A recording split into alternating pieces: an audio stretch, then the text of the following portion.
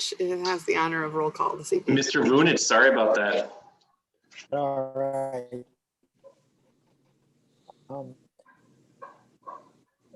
Pardon me, let me get started here.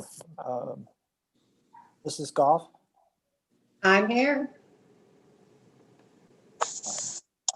Member Larson. It's hard to hear you. Did you say Brian Larson? I'm here. Yes. Member Corbington. Here. Member Collier. Member Jaylin. Here. Member Bauman. Yes, hi, Ryan Bowman here. Bowman, thank you. Member Caldwell. Here. Member Hildreth. Here. Member Liu. Here. Member LeMay. Here. Member Marshall. Present. Member Volmer. Member Hopper. Member Becker. Here. Member Ward. Here. Member Webster. Here. Councilmember Remy. Here. Councilmember Dodwell. Here. Councilmember Flasher. I am here. Sir, you have a quorum, and thank you all. Perfect. Ken, So, I just got a note of text from Amy Volmer. She's trying to get in. I'm not sure, Kathy, if you want to double check or. I had the link. Unfortunately, the link I sent this afternoon was missing a character, but I sent another Right. link just before the meeting started. So if you want to text her to check her email, she should have the two of the three emails I sent were correct. Okay. Thank you. Will do. Harry, do you want me to, we can wait a moment if you want, just so she can join? It doesn't matter. No, I'm. Okay. So let's see here. So welcome to everybody. So tonight's our first meeting, and I wanted to start with introductions maybe for 30 seconds, and I can just maybe call upon you, and if you wouldn't mind just telling us a little bit about yourself. But before we do that, one thing for folks, I'm curious by just a show of physical hands, who's this is their first time being part of a city committee or task force? Outstanding. So that's fantastic. That's great, because I know on behalf of Katie and myself and Dan, we were super excited about this group. It's a well-diverse group of talented folks. And so it's great to see that we're able to bring new faces among some familiar faces to this task force. And so just to give some background about how city meetings work. So after tonight, we'll elect a chair or co-chairs, and those individuals will run the meeting. And in the era of COVID, since we're not physically in person for these meetings, if you notice on your Zoom, under participants, you can click that button, and you're going to see a button at the very bottom, generally that says raise hand. That will instruct either the co-chair's chair or Ms. Arnett or Mr. Vunich or Mr. Newberry, the ability to see when you have a question or want to speak. And that way, then we could keep it orderly. For voting purposes, you have to be seen, so you can't black out your screen. We actually have to see you physically to be able to vote during these meetings. Additionally, anything that's emailed back and forth among the task force is subject to a sunshine request, meaning anybody in the public can certainly ask for those documents. And so I just want to make sure for new people involved in a committee like this, that you're aware that everything is discoverable and certainly open to the public domain. So just be careful when with your writings. If you didn't want it to be public, you just need to be aware of that up front. And then finally, most meetings are run with Robert's Rules of Orders, meaning we have a motion when there's an actionable item, and a motion is made by someone that's not the chair, and then it requires a second by another member of the task force.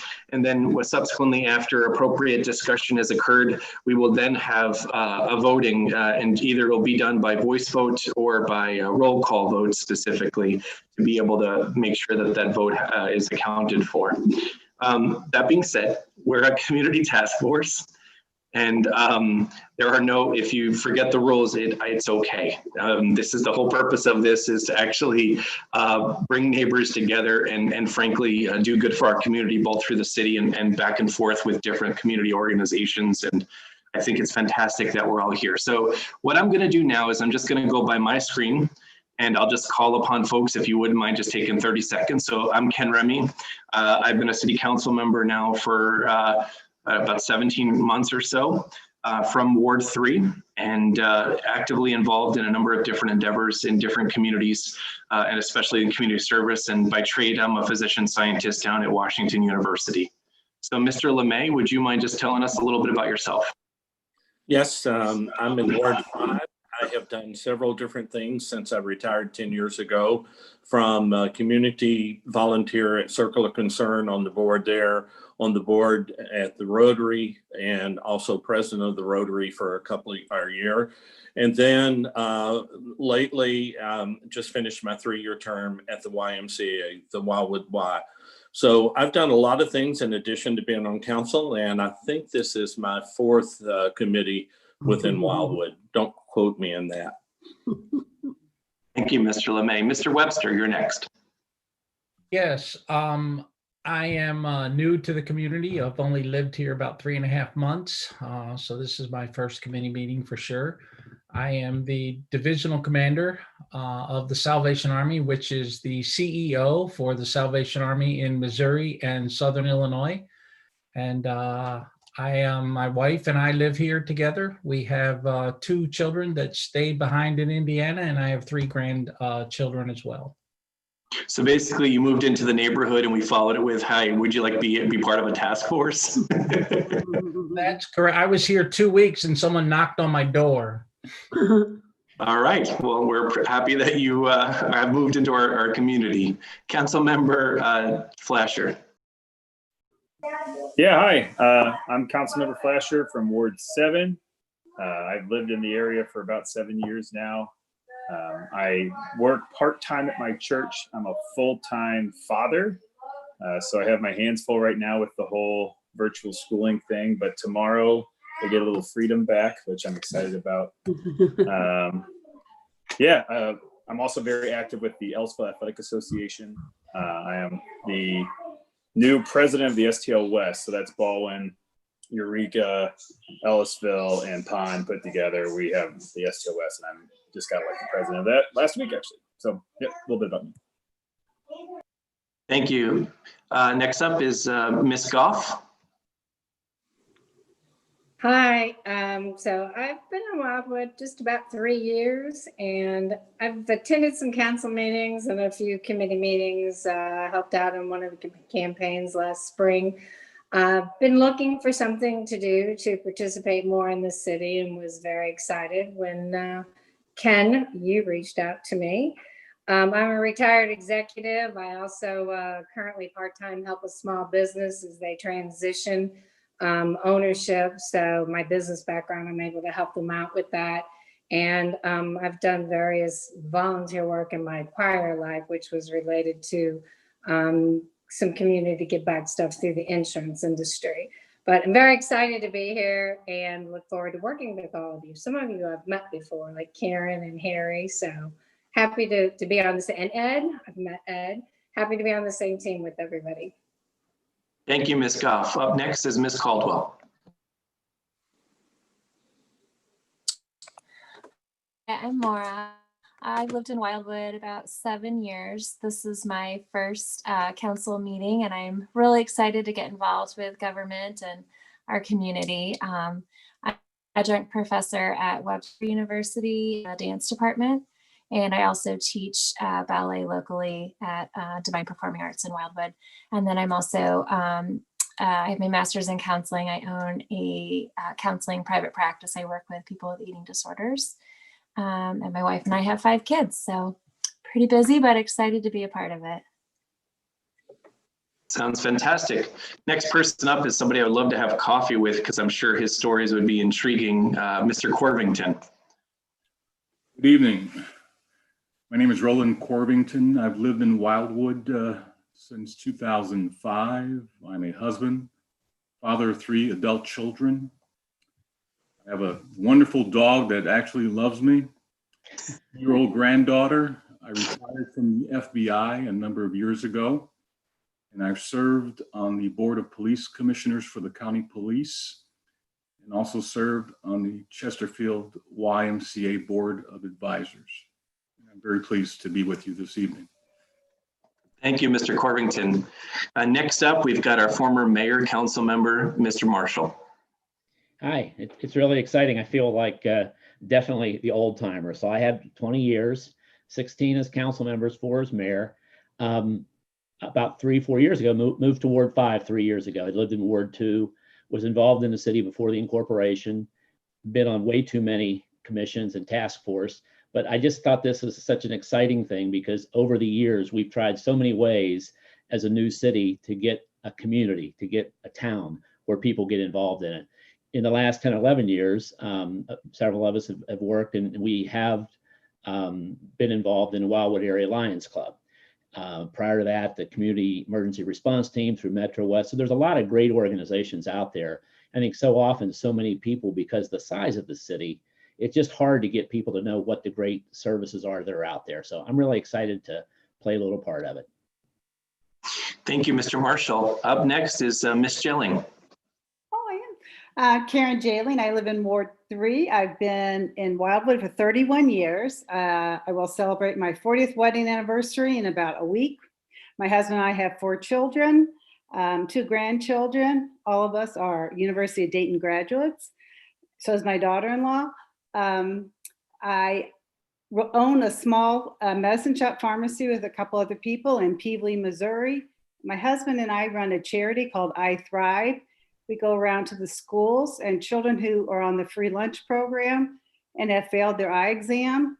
We have them come on board our little eye bus. We have an eye doctor look at them, put a pair of glasses on them, and we put them back in the classroom in an hour. So that's one of our pride and joys. My husband is very involved in Pedal the Cause. He's a 3-time cancer survivor, just finished another year of leukemia. And so we're big in Pedal the Cause and very big in our I Thrive charity. Thank you, Ms. Jaylin. Ms. Ward, you're next. Oh, hi, I'm Pat Ward, and I think I have Karen beat. I've been out and I've lived in Wildwood for 35 years. And so I'm in Ward 7. I am a retired educator. I taught in the Webster Grove School District and retired as gifted coordinator there. And let's see, I am on the City of Wildwood Celebrate Wildwood Commission. So I've gotten to know Kathy and definitely Joe, who've been just worked well with them. I also know Nathan because we're on the Lake Chesterfield board. I volunteer with Assistance League, and it's located in Ellisville, the headquarters is, but also we work with children, battered women, things like that. So I'm happy to be here and glad to know you all and look forward to getting to know you better.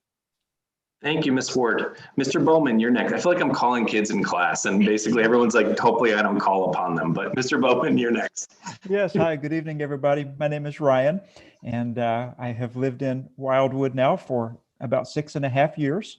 My wife and I, we have 3 children. We have 1 in middle school, 1 in high school, and 1 in college. I serve as the pastor at Fellowship of Wildwood, which is a church on the far west side of Wildwood, past Pond Road on 100. It used to be known as West County Community Church. It was also known as First Baptist Church of Ellisville. And so that's kind of our story. Our church has been involved in helping the Circle of Concern Food Bank recently and currently. And also we've participated with Partners in Education with Rockwood School District, particularly helping students with backpacks and school supplies each summer, which has been a lot of fun to get to know the families through Partners in Education. Before moving to Wildwood, our family lived in Athens, Greece, and I led a humanitarian aid effort there with refugees that were coming in from the Middle East and from North Africa. Athens is kind of a gateway city into Europe, and so we were doing humanitarian relief efforts there before moving to Wildwood. It's a pleasure to meet each of you and look forward to getting to know you better. Thank you, Mr. Bowman. Next up is Ms. Becker. Hi, my name is Michelle Becker. I live in Ward 7. I've been in Wildwood since the end of 2016. We moved here from South City. I've been an early childhood educator and early childhood special educator for the last 17 years. With my first 14 years were in Hazelwood and my last 3 were in Rockwood. This is my first city committee that I've ever been on. I got really excited when Dan told me about it. So I'm excited to work with you all and get started. Thank you. Mr. Hopper, you're next. Hi, I have been Wildwood about, I guess it'd be 3 years next month. Love the neighborhood, love the area. I currently serve, as Pat said, on the Lake Chesterfield Homeowners Association. I've been on there a couple years, and I'm currently the president of the HOA. Serving there, and this is also my first city commission, so very excited to be able to help out on a larger scale. Welcome. Thank you, Mr. Hopper. Mr. Larson. Hi, Brian Larson, in Ward 2. I've been in Wildwood now for almost 19 years. I work at AT&T. I'm involved in several charities, including Circle of Concern that was mentioned, big supporter of them. Work with the Love the Lou charity downtown in impoverished inner city. And I'm an ambassador for them, for AT&T with them. Also very involved with my church, Wildwood Christian Church, is behind Deerberg's, behind them in the Wildwood Town Center area. I've been on several overseas, to Panama mission trips there for indigenous people, provide clean water. Have 2 older children, one in college, one older, wife, and an avid cyclist. Thank you, Mr. Larson. Up next is Ms. Hildreth. Hi, everyone. My name is Acoinquin Hildreth, and I actually prefer Acoinquin. So we've been in Wildwood for about a year now. We moved here from Boston. And so far, we are loving it. And I am an attorney in the financial services industry, which I really like. And that's what brought us here. Plus, my husband's originally from the area. So we moved about 5 minutes down the street from them. So that's been great. Also go to church with Dan. So that's pretty cool, too. So, yeah, I'm looking forward to getting to know everyone here and kind of seeing what we do for the community. Fantastic.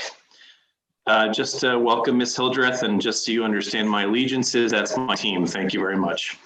I'm from New York. Just kidding. Up next is going to be Councilmember Dodwell. Hi, I'm Katie Dodwell. I've lived out here 28 years before Wildwood became an incorporated city. I was down at St. Louis County Council going, look at what you're doing out here. I can't stand the strafing of the trees and everything else. So I'm very pleased that we were able to incorporate and that we had some founding members that took on that task while I was raising 2 sons that if anybody's had sons, they know how challenging that can be. But both of them have grown into great young men, giving me 2 grandchildren already. I used to be an IT director for over 35 years. I'm now working as the office manager at my church, which I love. And let's see, what else have I been up to? I've been involved with Rockwood School District in their technology department, their curriculum revitalization teams, volunteers that they've had come in as well. And I've been a member of the city council now for 9 going on potentially 10 years. So only have 2 more years that I can serve, but hopefully I look very much forward to getting together with all of you and getting your ideas on how we can engage the community to help each other out and to help our residents out in times of need, in times when they need to have fun, in times when they're not sure who to turn to. We have, as we've already heard, several members that have just been moving into the city of Wildwood from out of state. So just understanding the community of Wildwood and beyond, I think would give us all a lot more to be proud of being members of the city of Wildwood. So I thank all of you for your volunteerism. And if you hear barking when I'm speaking, I have a 3-year-old Labrador and an 8-year-old Labrador, and they've been locked up all day. So I let them out, and they may be jumping around because my better half is out turkey hunting. Perfect. Thank you, Councilmember Dodwell. Up next is Ms. Vollmer.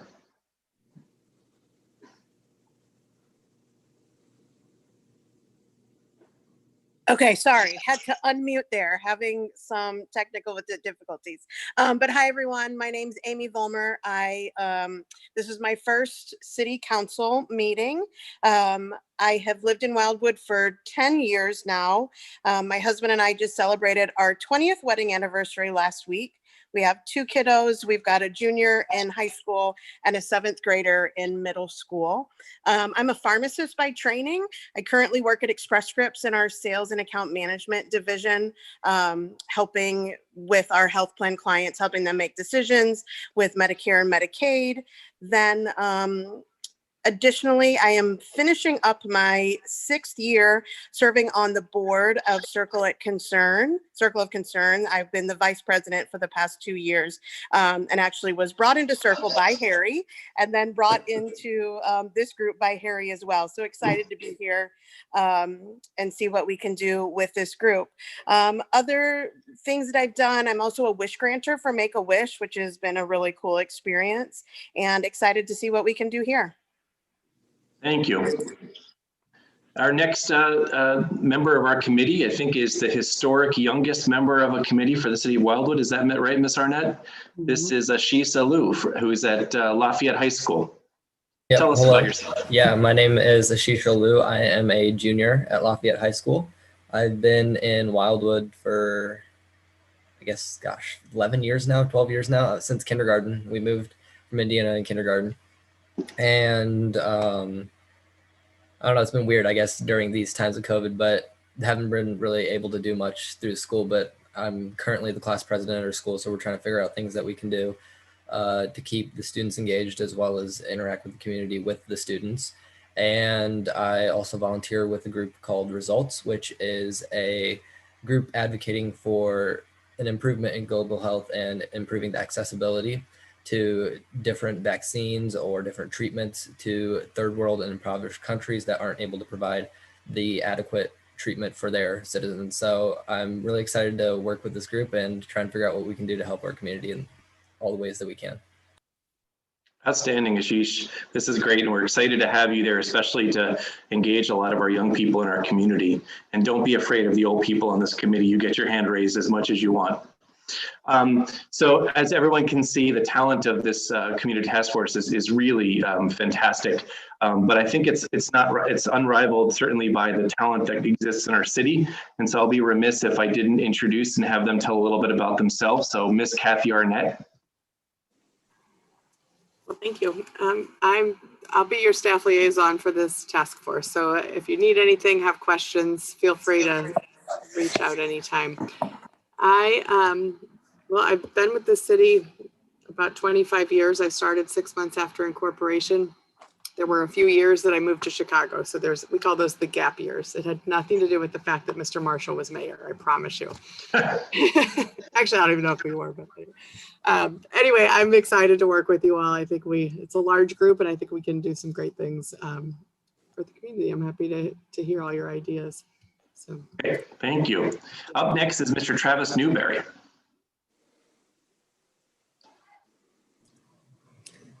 Hello, everybody. I'm Travis Newberry. I'm a planner with the Department of Planning and Parks. I'm on tonight to help Kathy get the meeting started, and then I'm going to step off and head home. It was great to hear all of you introduce yourself, and I'm excited and a little jealous of Kathy getting to work with all of you. Thank you. And last and certainly not least, Mr. Joe Vunich. Well, welcome to everyone. Many of you I know. My name is Joe Vunich. I'm the Director of Planning and Parks, and I was one of the 4 original employees of the City of Wildwood. I've been here 25 years. Welcome. Thank you, and we are certainly blessed by you and Ms. Arnett and Mr. Newberry's services. It's been outstanding, and we're looking forward to working with you all. So I'm going to move our next agenda item, which is just a little description about this task force, and then we'll move on to the next step. So give me 1 second to pull this up. Okay.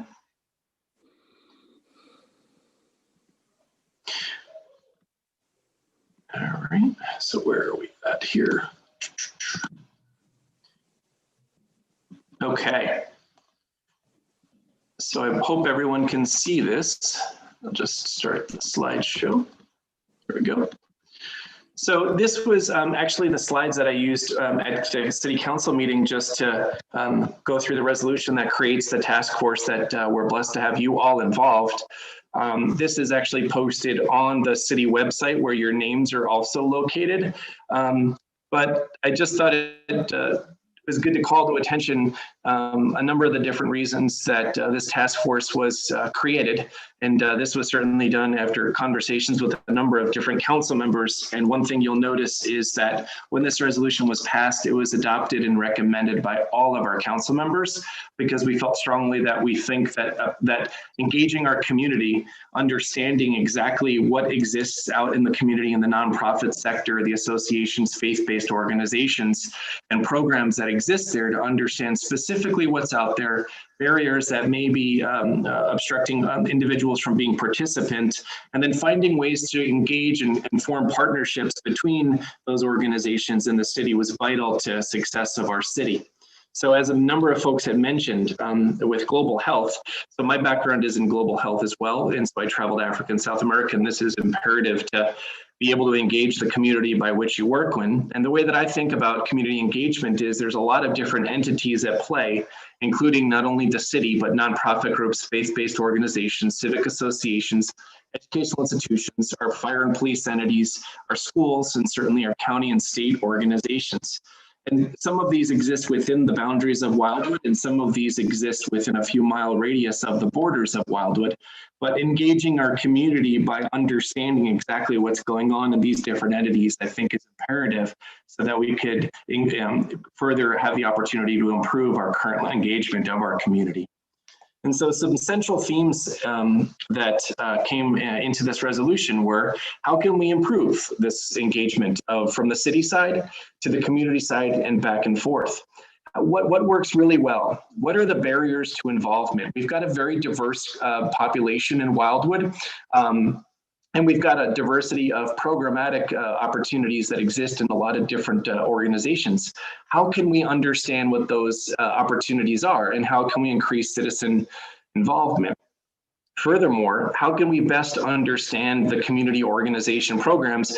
Do we have an oversaturation of certain programs? For instance, if you were to look for, say, adult bereavement groups, you probably, with a lot of faith-based organizations, probably identify a number of these, and they're probably well attended by different groups.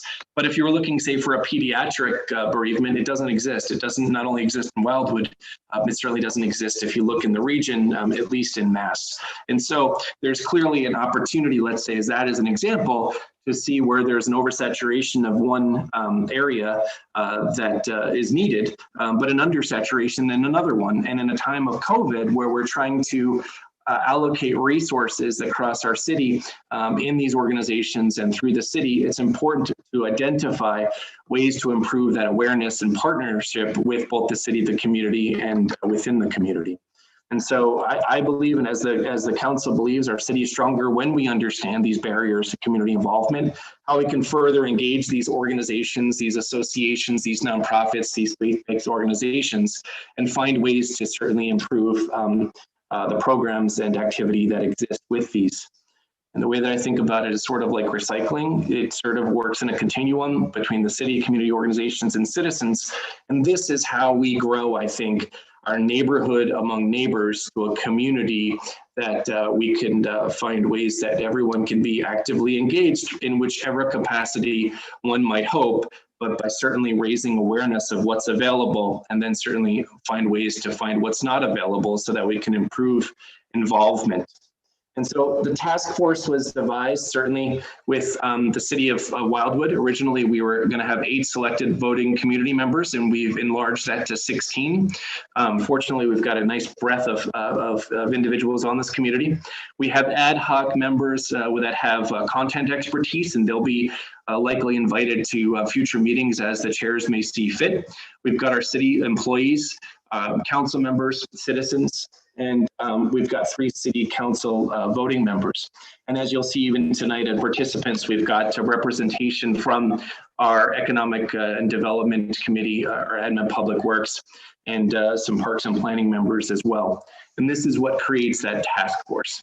So with that, I just wanted to give at least the aerial view of what the impetus behind this group was. And really, the way that I think about it is based off the resolution is there's a city side and there's a community side.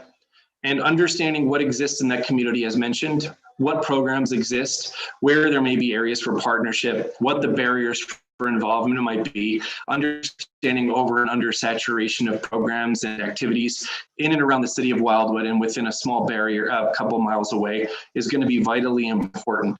And then certainly understanding what our city offers, which has got great programs that are currently in practice, but finding perhaps areas that there may be barriers for involvement or areas that the city could perhaps utilize better resources to identify demographics and members of our society that would be more interested in other programs is vitally important. And then finding ways to bring these two together to partner. I think that's an important thing that we can certainly hope to come from the development of this task force. So those are the overarching goals for the committee. I'm happy to answer any questions related to that. Or otherwise we'll have later in this session for our agenda, we will have an area where we talk about an open discussion of the committee plans after we move towards an election of a chair. But I can certainly answer any questions if there's any at this point.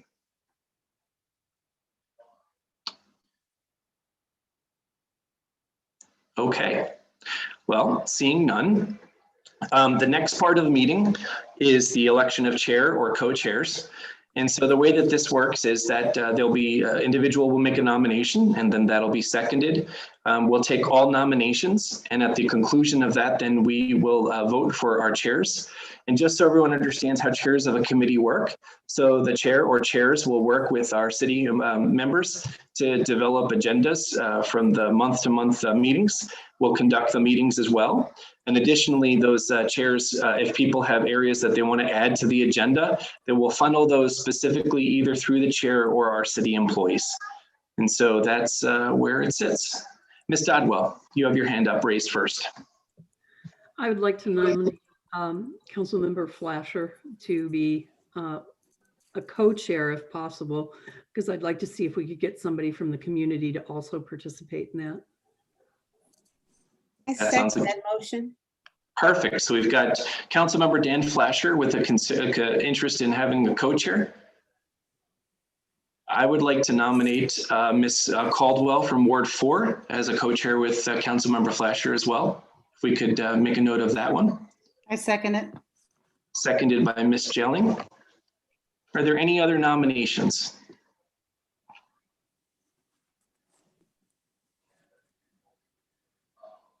Okay, first and foremost, I'll ask, is everyone accepting of having co-chairs for this committee? What does it say? Raise our hands or what? Yeah, please, if all in favor, just raise your hand or say aye. Okay, great. Perfect. So then following that, since we can now vote in block, since we only have 2 nominations, all in favor of Councilmember Flasher and Ms. Caldwell being co-chairs for this task force, say aye. Aye. Aye. Any opposed? And any abstains? All right, well, now we have our co-chairs, Councilmember Flasher and Ms. Caldwell. The meeting is yours.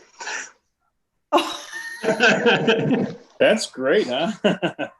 Okay, well, it looks like on the agenda here, the next thing on the agenda was to see the introduction of city programming. I'm guessing, Kathy, you probably have a slide for that, right? I do, and it Sorry, bear with me for 1 second. No, you're It okay. literally just closed. I got booted off already once. I have to say the 6 months of Zoom has been a challenge. Looks like Ms. Goss got her hand raised as well. Okay, I gotta go let the dogs in.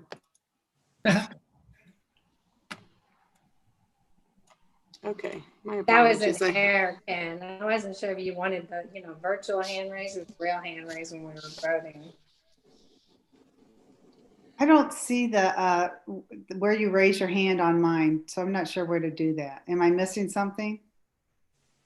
So go to participants, and on the right hand of your screen, you'll see participants. There should be 24 panelists, 20 attendees, 4. You'll see the names, and at the very bottom it says invite, mute me, and on the far right it says raise hand.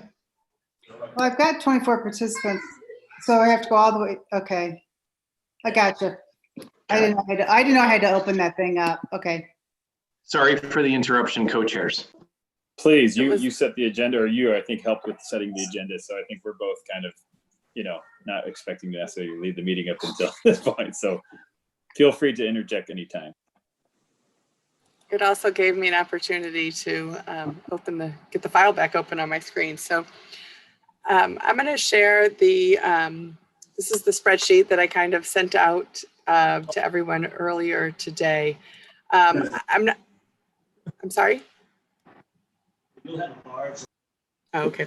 I'm not going to read it to you, but I will just give you kind of a brief overview, kind of a high level view of what the city's events are. And these are the events done by the Parks and Recreation or Planning and Parks Department. Our city is a little bit unique in that the Planning Department and the Parks Department are combined into one. So we have a very small staff. We have 2 full-time parks employees, and then myself and Joe Vunich, who's the director, are split positions. So we do both planning and parks, but we really only have 2 full-time employees. So over the course of 25 years, we started with zero events in 1995 when the city incorporated. In 1996, we added a summer concert series. So that is the longest running program that we offer. And we have 3 summer concerts currently, and they've grown. We used to have a trailer out in Babbler Park, and now they've grown, and we have this great stage and lights and big bands, and it's a much bigger deal and a pretty fun event. The city hosts just shy of about 300 events a year. The majority of them are senior programming, which is funded by Community Development Block Grant money, and we host a minimum of 3 senior programs a week. So that's why that number is so high. We do about 1 major program each month. So we have 5 runs and hikes, everything from a couple of 5Ks to a half marathon. We have 2 road cycling events. The Centaur Time Trial is part of a regional series. And then we also have the Tour to Wildwood in the fall. We do programs for preschoolers, just fun kind of hour-long day out, different programs that we do each month for 2 to 5-year-olds. We do adult programming, like things like scrapbooking and some other some of the other events that we have, like scrapbooking also is a weekend event. We do that sometimes during the month. But then we also have the majority of our events are family events. So we do the Family Snow Sports Day. We do the summer concerts. We do a number of art events. And then we do pop-up events and some different classes and things like that. So I'd be happy to answer any questions. I don't need to belabor the meeting going through the entire list of 300 events, but we're always happy to answer any questions that you all might have. And I will note that there are additional events like the Lawn and Garden Summit. That's a partnership kind of through our Economic Development Committee and working with other things within the city. So we do have a few other things that are outliers outside of these 300 events, but just wanted to provide you that list. Be happy to answer any questions. And with that, does anybody have any questions or comments they would like to make or direct towards Kathy? Kathy, I'd like to know two things. Now, I know in the time of COVID, we're not doing a lot of course, face-to-face or close contact things, but have we ever considered doing anything with OASIS? Because, I've attended classes that have been in Chesterfield and in Clayton, and I know that and in Kirkwood, but they also look for sites, not now, but, eventually they might be looking for sites. I wonder if we'd ever contacted or connected with them. It is not a connection I'm familiar with. Okay. I'm happy to look at that. And then my other thing is I did see a couple of COVID, you had a couple of seminars or online type things. Can you talk a little more about those? Sure. As you're all well aware, in 2020, all of our programming has shifted to virtual. So we've even, we've changed some of our hikes to be virtual as well, some of our 5Ks. Dr. Remy did a Q&A one evening on COVID itself. We've launched bingo and trivia nights. So we've kind of taken advantage of the Zoom platform, everybody's familiarity with it. Those have been fun. We've had, we'll have 50 people registered, but then, you look at the camera and it's a family of 7 that's playing bingo or trivia. And so those have been very popular, and we'll continue those. But we also have our senior yoga has gone virtual, and so they meet on Zoom and have a 24-hour window to do their yoga during the week. So we have done some shifts, and we've done some contactless pickup for like wreck in a bag. We're doing some pumpkin things. So we're really trying to keep the community still involved in a safe way this year. So it's tough. We're still looking at probably virtual programming into 2021. And as Ms. Ward can attest, Celebrate Wildwood and the Art Festival, which are our 2 largest events, were both postponed from this October to Celebrate Wildwood is scheduled for next April. So I'm hopeful that we'll be able to have that, but then the Art Festival will be next October. So, thank you.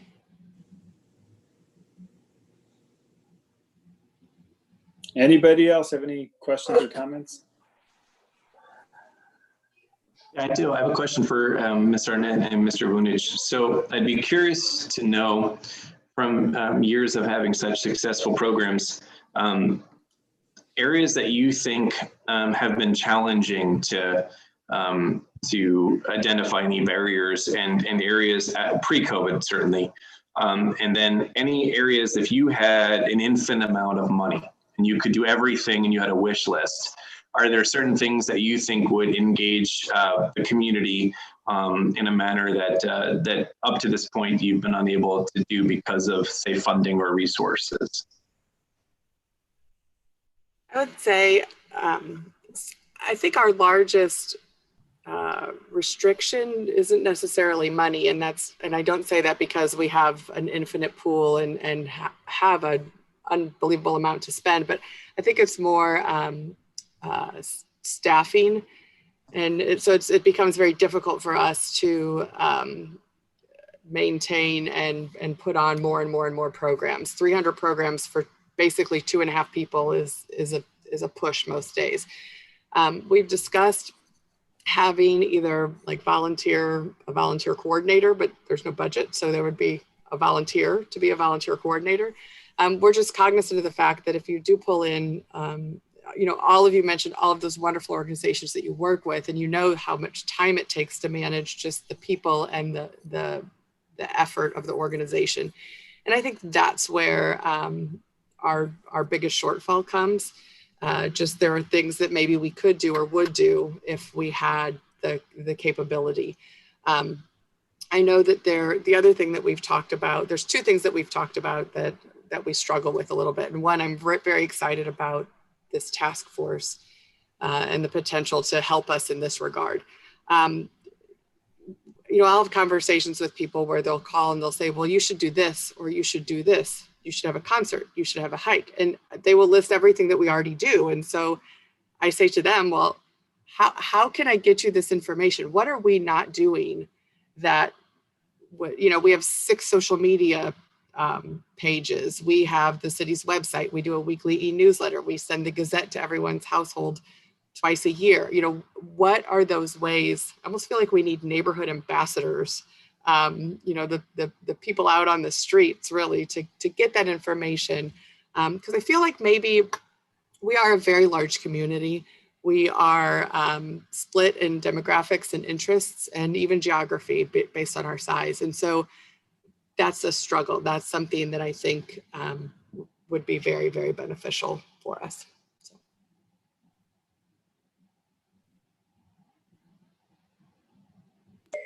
Katie. Thank you very much, Kathy, for kind of going through some of the challenges plus benefits that we have as a city. Hearing all of the not-for-profit organizations that are out there, what kinds of things do you find challenging, and what kinds of things do you hope this task force will bring to assist you all? Is that to me? No, I'm talking to the nonprofits. Okay, good. Okay, sorry. Just so we can get a slightly different perspective. I know we're nonprofit as a city as well. I guess I have a question and kind of going on with what Katie was saying.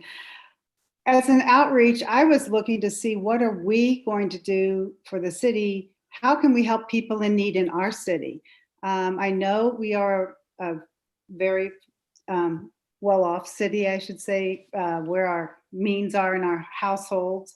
But I'm just wondering, do we have people that have needs that fall through the cracks in Wildwood because we don't have any resources for them to fall back on? If the policeman finds something that they need, can they call somebody in city council? I don't see an outreach. Maybe I just don't know where it is or I haven't seen it.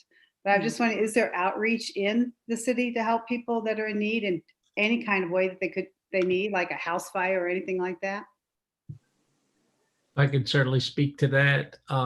The answer is yes. In St. Louis County and St. Louis City proper, even Wildwood, there are all sorts of agencies that can help with things like house fires, people who need food, shelter, clothing, utility assistance. And that's just the 211 network that we're all associated with, that we can go through that. But there are certain things that people don't really like to talk about very much in a community, whether it's a community of means or a community that just barely gets by. And those are things like domestic violence and drug addiction and drug abuse and things like that. Agencies like the Salvation Army and others also are there and available to help. And we each have our websites that you can simply go to, but they're for people of all means, all wherewithal, all abilities to pay, all abilities not to pay. And that's why I've joined this communities. I want to make the people help understand that it doesn't matter what your socioeconomic condition is, that some of these problems go across all lines.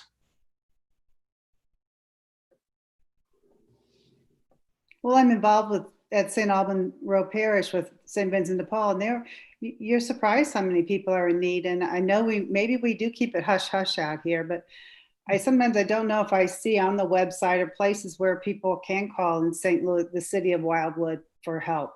I mean, I know there's a Salvation Army, but I don't know if I see it on the city of Wildwood's website where people can call for help if they need help. With the co-chair's permission, the next agenda item kind of goes into some of these areas that I think we're bringing up. And then during the brainstorming session, I think we could certainly maybe pin down a couple of these ideas and then discuss it, if that's okay. I'm good with it if Maura is. So, you know, I penned a couple ideas that I had last fall that touch upon actually exactly what some of the members just identified, which is that there's great works going on in the city, but there's certainly an opportunity to improve understanding and awareness of these things. And then certainly with food insecurity, especially during the pandemic and other areas where it would be helpful for us to readily push out a lot of the information so that citizens can feel confident and comfortable that these groups exist within our boundaries. I think that this is something that pre-COVID I had written down, and I think it may be important just as a suggestion for one way to move forward at the community side. And so I listed them in order, and the first was to understand exactly what are the associations. If there's no list, you can't. So identifying from word of mouth, I mean, within this task force, we probably can identify probably 20, 30, 40 different groups, but there's many more. And so doing a search of the state of Missouri 501c3 organization filings will help further delineate what exists within our city boundaries and or within a radius of our city. And then also understanding all of the current nonprofits, faith-based organizations and associations that are within 3 miles from our borders. I think that's perhaps the first step, because we can't understand what's out there without understanding the who. And so if we can find out who the who is, then we may be able to understand better where we go next. I think too is requesting a point of contact from each of these so that we can engage the organizations. And that may be somewhat easier in the respect that once we've identified them through a myriad of different ways, we could actually then have the ability to engage them from that perspective. And then one consideration could be to have a one-page screening form that really delineates exactly what the current programming is, how participation has been, areas that perhaps these organizations would like to further develop, or they see barriers that they would love to find partners, especially as their resources in this pandemic have also been quite limited, perhaps because they're having less participation because of social distancing, or they're having some financial difficulties. I think the great travesty as small businesses begin to fail, these associations, them failing, I think is also a big travesty. And then considering with our task force having a first Zoom meeting with all of these points of contact. Originally, this was to be done in person at the retreat center in Wildwood, where we would have everybody meet and greet and have small groups. But given COVID, it's going to be pretty difficult, but maybe it'll be easier that we could have some Zooms with all of these identified organizations, and then discuss currently the programming across these organizations. And we could have already looked at their screening forms to see where there's mutual programming and where there's unique programming, and then where there seemingly could be holes. So if there was a hole with food insecurity for individuals, identifying groups such as the Salvation Army that could provide some assistance in that area could be helpful, but making that awareness of that organization would be vitally important.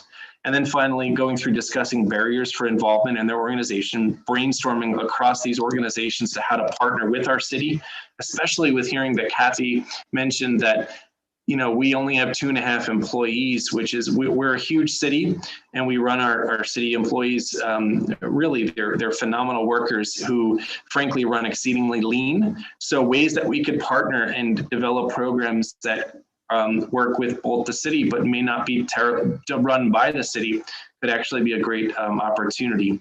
And then development of a handbook, whether it's virtual or in paper, where citizens can read through it and understand what exists in this area and find those opportunities. And then perhaps have a Wildwood Community Day, almost like a school college fair, if you think about it, where all these organizations can come together and interact with citizens en masse.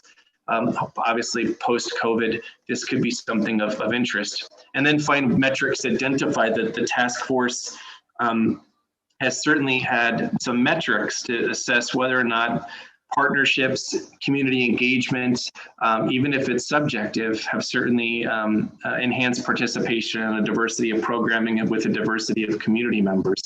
Might just be one way to tackle this.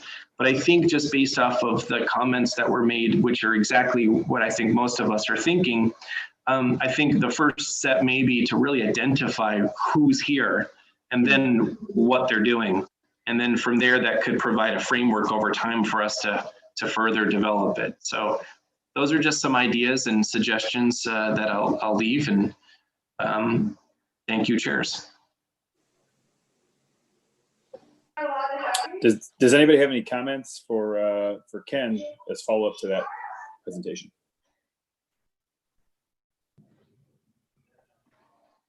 Looks like Miss Edens does. I was just going to ask, how are we going to gather that information? Thinking same thing. So I would make a suggestion that the first thing individually, what we could do is we could all just sit down and make a list of all the associations and faith-based organizations that we know exist here. And then we could delegate to a number of different members to go. I mean, there's no yellow, I mean, you can search yellow pages and you can Google and those sorts of things. And then I've already searched the Missouri 501c3, which will then give a list of organizations. And then I think it's also interesting that we could also put out some feelers through social media to just ask who is part of an association or a nonprofit that exists in and around Wildwood, and then develop that list with maybe some sort of Google Share Doc or something similar where we can then import that data. And then when we feel that we've accomplished getting that data imported with point of contact, then we could perhaps start sending out that kind of screening form just to see and have people put pen to paper of what their organization does. And I think that really no nonprofit association or faith-based organization should be off limits. We should include everything and be inclusive. And I think that we might find that there are things that are next door to us that maybe have been not incorporated, but developed in the city of Wildwood that may not even work in Wildwood, but perhaps there's an opportunity where we can engage other organizations that work in the greater St. Louis community. So Katie, the answer to your question is, I think one actionable item could be that we could come back to the next meeting and individually we could write down everything individually what we have, and then we can summate it into an Excel and then do our due diligence in trying to find some other opportunities to identify further organizations. I'm going to ask Kathy Arnett one other question. Would it be possible to put a form up somehow on the web so that as the participants in this committee are working or identifying those, that we can drop them in on the website? And then that can go into Excel or whatever tool you guys want to use. Yeah, we can easily make a form in the Form Center on the website that can gather the information. I would just want to know specifically what information we need to gather. And then I would also want specifics on, before they enter the information, that they have an understanding of what we're looking for. And so it's not necessarily, oh, I'm going to go here and the city's going to be funding something or partnering or something. I think we need a clear explanation that we're just gathering a database or whatever it is that we're doing at this point. So I would just want clear direction, but could easily make that form. And I was thinking it would be a form for this committee initially, so that all of us could look at that same data in the same framework before we come to our next meeting. And we're kind of all on the same level as to who's found what we have to discuss. And then we can have some conversation around what should be published for all citizens. How do we categorize this information? I mean, somebody may be looking for, I need somebody for childcare, but somebody else may be looking for, I need to know who to deal with for drug addictions or for food banks and things of that sort. So we need to come up with those categories, I think, as well. And perhaps after we start gathering some of the data into a location that just this committee can look at our next meeting, maybe we can better define what those categories of engagement we want to work with are going to be. I can make just a shared Google spreadsheet. Is the only way I know how that it would be. I'll figure it out. Maybe I'll do it on SharePoint where it's a document, but you'll either have to have office or Google or something, but I'll figure it out and I'll have a document created, and you all can feel free to add categories and columns as you input data. So. And what kind of information do we want collected?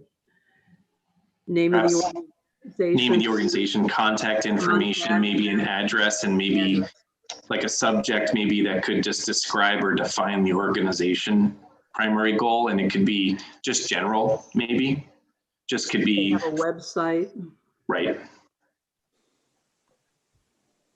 Yeah, great ideas. I believe Miss Edens is in here and would like to have the floor for a second. Yes, thank you so much. It looks like I got added. Thank you, Kathy, for that. I was going to introduce myself in public commenting, but speak about the economic development programs and the outreach that we have done as a committee as chair of that, but it actually feels a little bit more pertinent to the conversation and may give you some ideas. So I appreciate the chair's discretion for letting me speak now. So I'm Lauren. I'm Lauren. I represent Ward 2, and on economic development, one of the things we do is participate in programming, and we do outreach right now, for example, with the WBA, that's the Wildwood Business Association. They are a not-for-profit.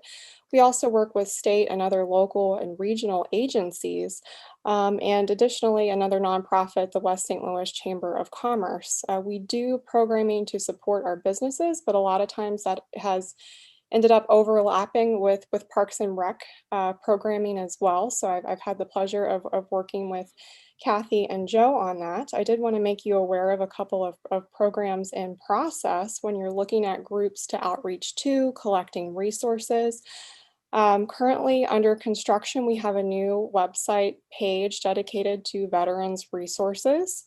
This will have everything from economic resources and entrepreneurship programs to suicide hotlines and additional resources as well. So if that's something that interests you, we would encourage you to work with economic development on that. We'd certainly love to expand programming. Kathy mentioned the Lawn and Garden Summit as well, and also Winterfest. We have a couple of our programs that we use to make community members aware that businesses existed, such as the passport and snowman search that were tabled due to COVID and budget constraints, although they have been very successful in the past. We've also looked at doing outreach to the horse community and our rural wards and businesses. That's also been sidelined due to budget cuts. But one thing Ken mentioned in his recent presentation, and I wanted to bring it up now, is collecting that sort of appendix of resources and locations. Well, we are currently working on redoing a tourism guide in economic development. What we found is that we had a local business guide, we had a parks and trail guide, we had different resources, but none of it was collected together and renewed or updated as businesses open and close and parks and trails open and close, and just one location on one page. So if this is something that you guys put together, we could certainly add it to that, and I would love to do that. So keeping that communication loop would be great. And in terms of programming, that you guys are in the same boat that we are, where we're all under a budget crunch.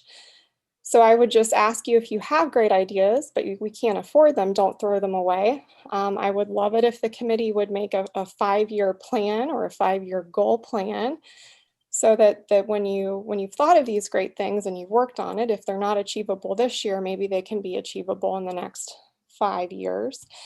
And the more work that you guys do, the easier it is for staff, because I can attest that they are certainly overworked. And if there's any questions that you have about the way business is conducted, don't forget we have a great city attorney. So lastly, there were some folks that were interested in participating and they weren't able to.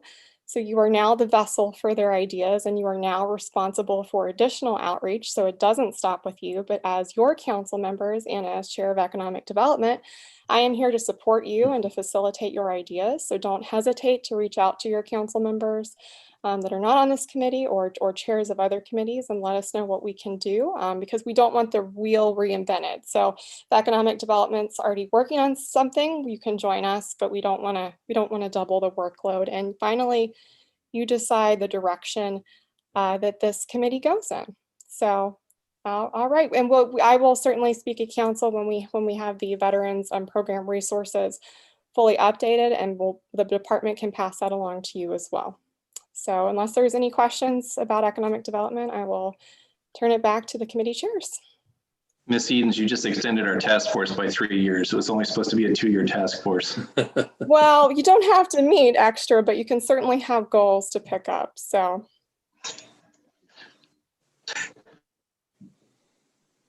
All right, thanks. Thanks, Lauren, for coming in too. So do we have any other public participation, or do we want to open the discussion of committee plans and strategic planning of both city and community outreach assessment and engagement?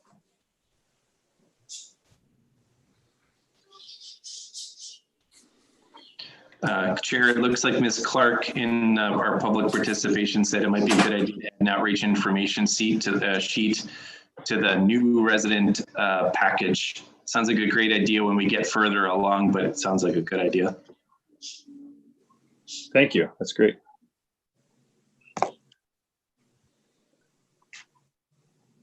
Seeing no more comments, does anybody have any other matters for consideration?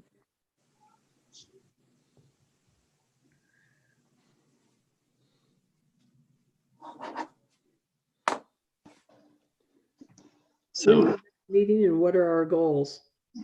yeah, I was going to just ask the same thing. Is it reasonable maybe to, since this is all brand new to the whole task force, including the council, that maybe we come back to the next meeting and take our brainstorming ideas and see how we can turn them into some actionable items to move forward? I'd like to have a brainstorming session at the next meeting. Yeah. Yeah, I think that's a great idea. I think a lot of this, for at least myself and for some others here, is new. And so it's a lot of feeling out kind of how this whole process works. And I think having a month or whatever to kind of go over what we've talked about here tonight will be very helpful moving forward.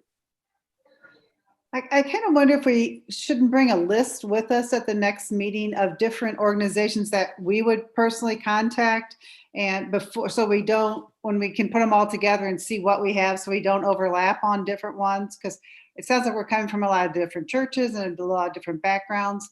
If we can get together, and so we don't, find out where everybody's going, and maybe give people places who don't know where to go, to look into some different organizations. It might, before we start asking people to send their information, that's just a suggestion. Like maybe consider, if nothing more, Ms. Arnett, if the chairs are okay, we could just create that spreadsheet this week, and then people can add in information over the next month. And then we can come to the meeting, and I mean internally, not to the outside, but us do it, our parts.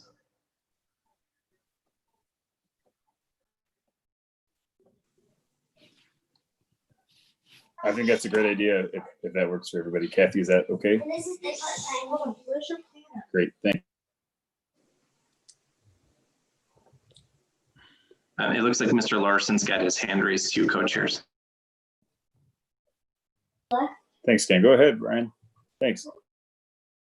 Yeah, I was just wondering what the city might have available for, collaboration besides just email for us. We're talking about a spreadsheet, an email. I just don't know what other facilities are available for easier kind of collaboration amongst the task force. So I will provide a group email so that you can just have one email address that will reach everyone. Understand that will also include staff as well as the city clerk and some other people, because it will be discoverable records, because you're discussing amongst the whole committee. With another task force that we have, I created a SharePoint site. So if that's something that you all are interested in and comfortable with, I think the other task force wasn't so comfortable with it, but it would be a great way to, I can put the spreadsheet out that we're talking, and anything else that that you all want to collaborate in. So I'd be happy to create that. And if there's anything else that you can think of that we could do, I'm happy to try and make it work. That's the kind of thing I'm asking. I think at least at the beginning, what you've described may work, but I think it's going to get clunky pretty quickly when you start having, 20 emails back and forth to say a couple of words. So nobody likes that group email. So I'll get a SharePoint site ready for you. That way in the SharePoint site, if and when we gather information, each one of us as participants can go up to that SharePoint site, enter our record of information on XYZ community group, and then the whole group can see it. For those of you who may not be familiar with SharePoint, it's just an open-ended tool that we can put not only spreadsheets in, but Word documents and email link or web links and all sorts of things. So it's like a big filing cabinet for our committee. So I really appreciate it if we had that kind of resource available. Looks like Mr. Corbington's got his hand up. Cheers. Yes, I was curious to know if someone could explain what the catalyst behind the resolution. In other words, what led to the passage of the resolution? What informed the need for the resolution?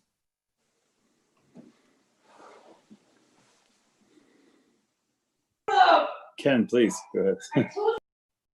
So I think it's multifactorial. So for me, in the original derivation of this last fall, in really conversations with a number of different citizens, trying to understand exactly what the different associations and organizations in the community were and what sort of opportunities. So my wife and I just formed a new nonprofit for pediatric bereavement, and it forced me last fall to look into what actually is involved in our community. And I found it quite hard and clunky to try to figure that information out because there was no central repository or place to find information in this area. And that just necessitated a conversation with a number of different citizens asking questions about, are you aware of this? Or what sort of groups are you part of? And it started a greater conversation about an opportunity where specifically that there was an opportunity, I think, to become more aware of what's about here. And then during the pandemic specifically, in my free time, when I wasn't taking care of COVID patients, it started a conversation with a number of different friends in the greater St. Louis community about understanding food insecurity with different families and trying to reach out to different organizations. And it sort of parlayed into, well, what other opportunities are there to develop this? And so I can only imagine from the city side, specifically in a pandemic, how difficult it could be to be able to do some of the programming.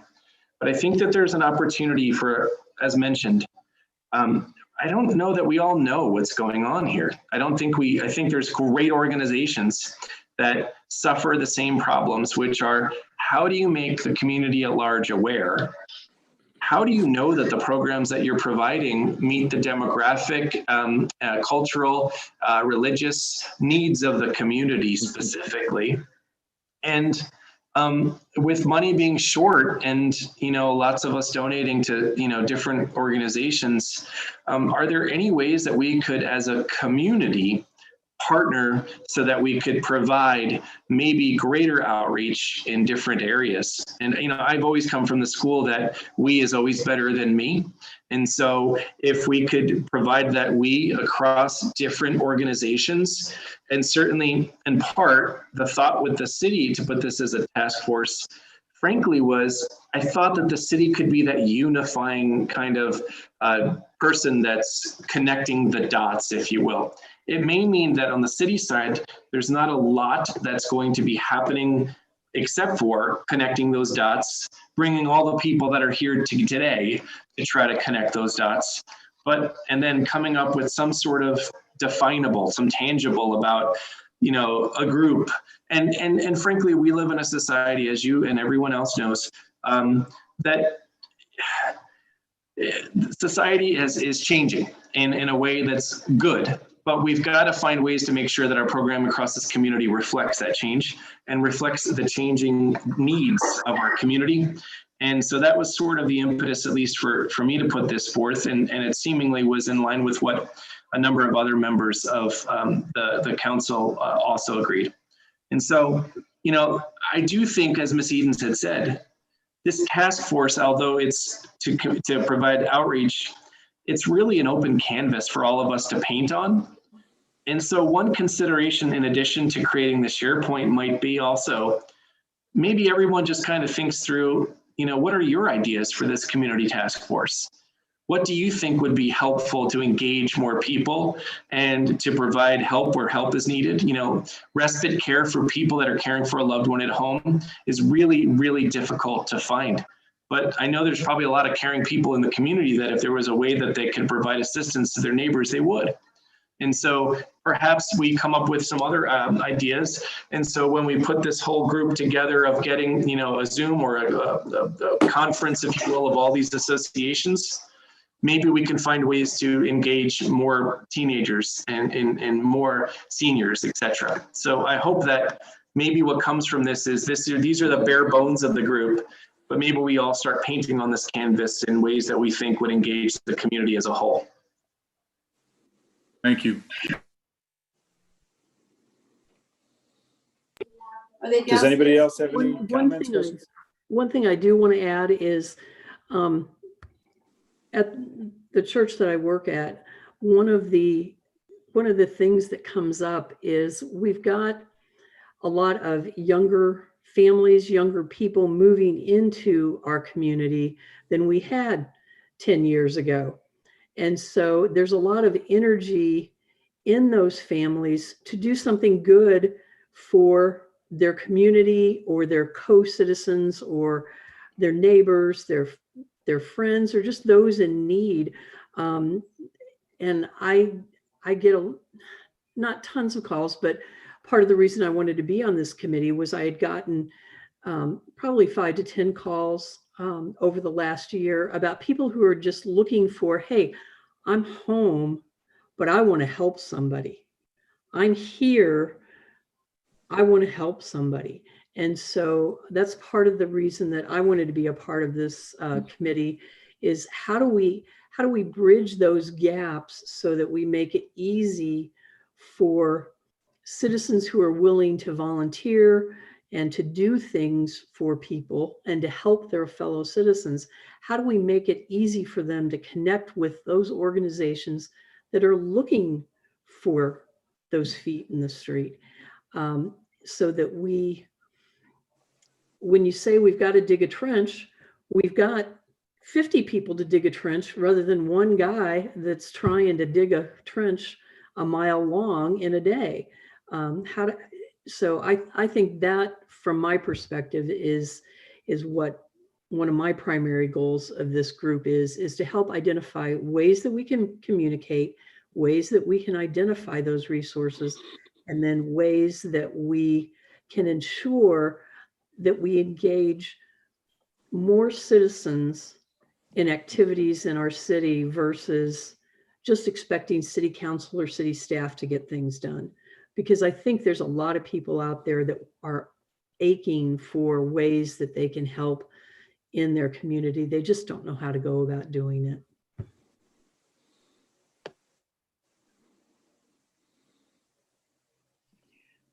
I also think there's a lot of youth and high school and confirmation classes that have to have volunteer hours, and they're always looking for things to do. I mean, we could have a cleanups Wildwood weekend where everybody goes out and cleans, picks up stuff on the streets. There's a lot of things we could do, and there's a lot of people that are, like you said, are willing to volunteer. But we got to get a hold of the churches, and we got to get a hold of the high school and say, your kids need volunteer hours. We have some jobs open for them. So. Well, and schools are requiring, I'm going to ask Ashish to chime in on this one, because I think they are requiring service hours. Are they not, Ashish? So in Rockwood, at least as far as I know, it's not required, like it's not a requirement to graduate, but there are a lot of clubs where, whether it's like Key Club or it's like student council, most students, I would say almost all students are part of at least one of those. And they are required to get some 20-ish service hours a year. So definitely it is almost a requirement, but it's like technically not a requirement, but it pretty much is. I think Ashish, it's funny, Miss Jaylin just gave you chores. She just said we got to put all the kids to work. But no, I understand that the interest, because we just had this very successful Boy Scout scouting, endeavor where almost 75, 80 scouts were involved with helping with our erosion task force. And I'm sure Mr. Vunich and Ms. Arnett frequently engage certainly a number of our older community members who have difficulty, say, keeping up parts of their yards and things to meet even code standards. I think there's a lot of opportunities here in this task force that we could tackle a number of these different things and find community service opportunities for folks. I think that's a brilliant idea. All kidding aside, to put Ashish to work.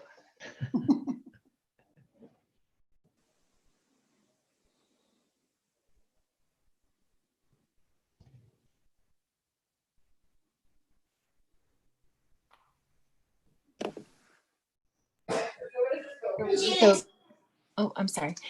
Ken, I just saw a message from you and I don't know how to respond. I apologize. But it sounds like having everybody think about what would be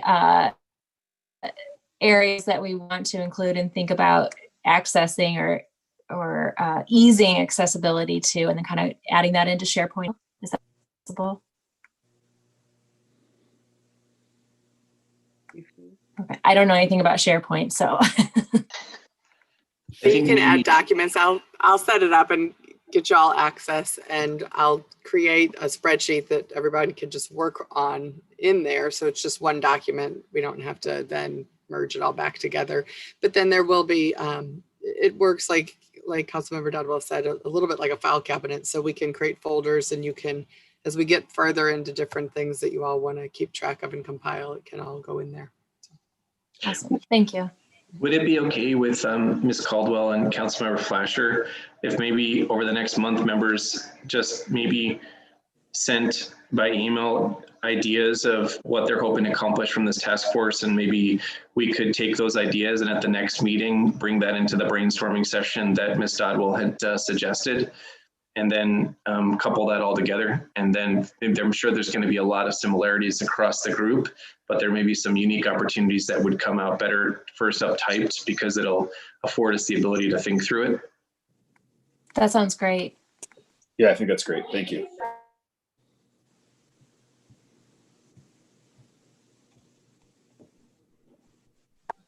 Does anybody else have anything they want to bring forward before we talk about our next meeting date?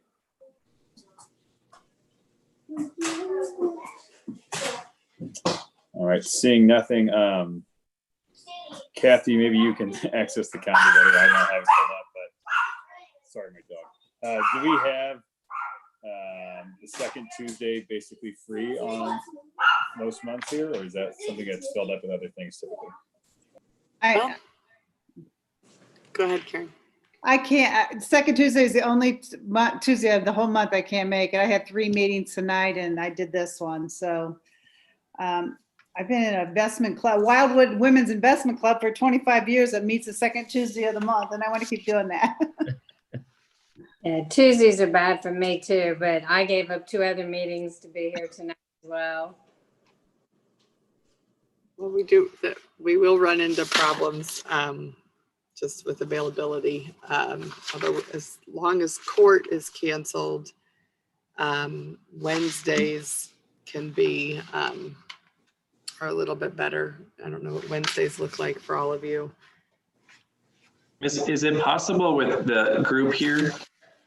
Is it possible to do, is it possible to do earlier in the day, like 4:30s? Would that be easier for most folks? I mean, I'm at work, but I can do it from work. And, you know, the first Wednesday, Kathy, would be the Wildwood Celebrate Wildwood. Yeah. But yeah, I could do it earlier. Like, it looks like after 5 was a recommendation by Mr. Larson. Wednesdays are great for me too, but once again, we need to make sure everybody can be there as much as possible. Like a Wednesday at 5:30? I mean, I could do Tuesday early. I just can't do it at this time on Tuesday. I mean, I could do it early on Tuesday. I teach on Wednesdays until 6. Well, it looks like the chairs are going to have to figure this one out. That's why there's the chairs, and we're all going to wait eagerly for those because we'll go around in circles with everyone's schedules. Yeah, why don't we you talk send about the it? And dates out and then let us respond and see the majority, and let's just go with that. I think that's a great plan. Sounds good. Okay, great. Might be your first SharePoint test. You can all respond on there.